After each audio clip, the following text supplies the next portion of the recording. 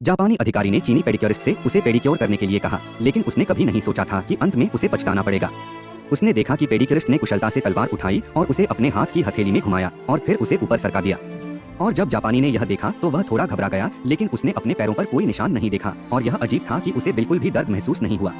जब उसके गृहनगर में लोगों ने ऐसी जादुई स्क्रीन देखी तो उसे थोड़ा जोर लगाना पड़ा, मुझे विश्वास ही नहीं हुआ। पेडिक्योरिस्ट अभी भी शैतान के पैरों पर फिसल रहा था।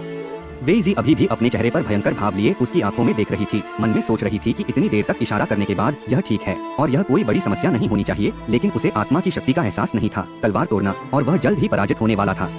इस समय पेडिक्योरिस्ट ने भी अपना अनूठा कौशल पूरा किया। उसने ध्यान से शैतान के पैरों को जमीन पर रखा। इस समय शैतान ने जियोहुओ को खाली भाव से देखा जाने से पहले उसे सावधानी से चलने को कहा। इतना कहने के बाद उसने तुरंत अपना सामान पैक किया और घर चला गया, जबकि जापानी धीरे से खड़ा हो गया।